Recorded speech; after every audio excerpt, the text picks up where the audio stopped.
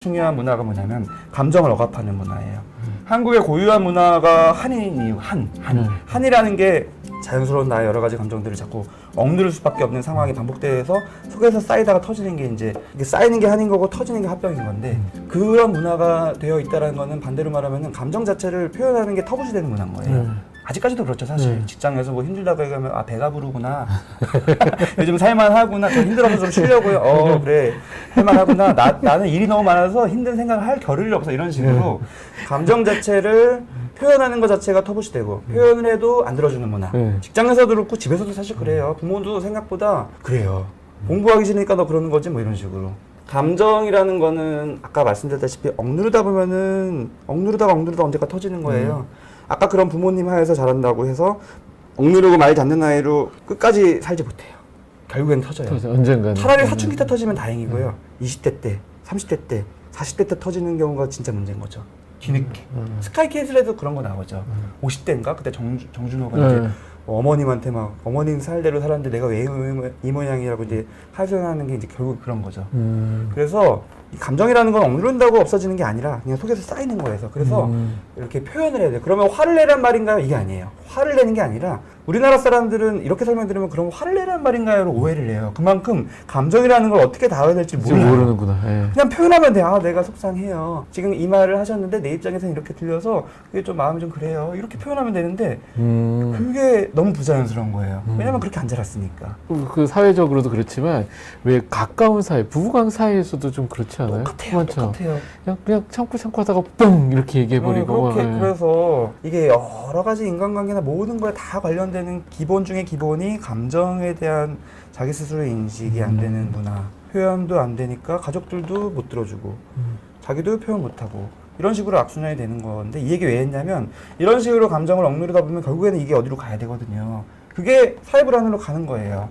안면 홍조에 꽂히는 걸로 가는 거고 신체 이형장애와 관련된 모공을 꽂히는 것도 그거예요 사실은.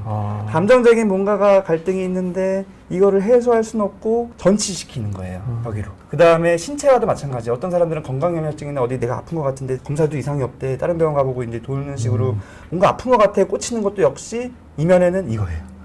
다 근본적으로는 감정에 대한 억압이라는 게 있다라는 얘기를 드리는 겁니다.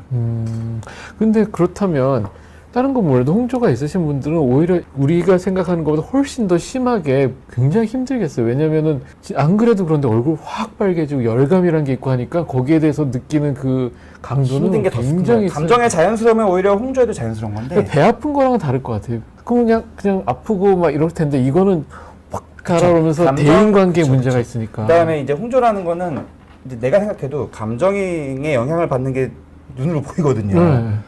감정의 스스로가 되게 감정이라는 걸 못 다루고 감정에 뭔가가 올라올 때 되게 당황하는 게 포인트이기 때문에 감정이라는 걸 자연스럽게 인식시켜주는 게 되게 중요한 치료예요. 그 상담 쪽으로 이런 식으로 접근하는 치료가 있고요. 우선은 이제 피부과 선생님이나 이제 주변에서 팁으로 해줄 수 있는 게 뭐냐면 커밍아웃을 하는 거예요. 뭐냐면은 안면 홍조인 분들이 보통은 숨겨요.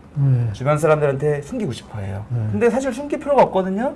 그런 상황에서 좀 긴장되고 얼굴 달아오르는 거는 그냥 다른 사람이 봤을 때는 별로 신경 안 써요. 왜냐면 나도 그럴 수 있고 정도 차이고 원래 사람은 그런 거라고 생각하니까. 근데 내가 꼭꼭 숨기려고 하면 오히려 그때부터 이제 꼬이는 거예요.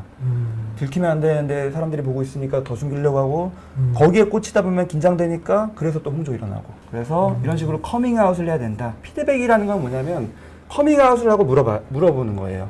친한 친구한테 아까 나 봤지 발표할 때 빨개졌거든. 그래서 너무 당황해 멘붕 왔어. 나 빨겠지? 물어보는 거예요. 그럼 대부분은 아니 나 몰랐어. 맞아요. 진짜 맞아. 진짜 맞아. 이게 되게 치료적인 거예요.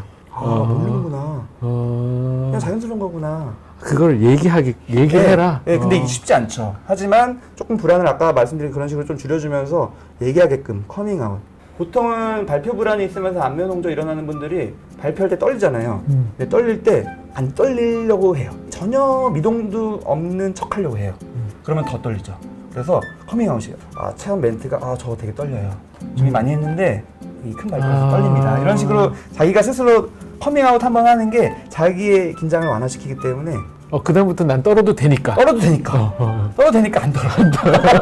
되게 아이러니하죠. 맞아요.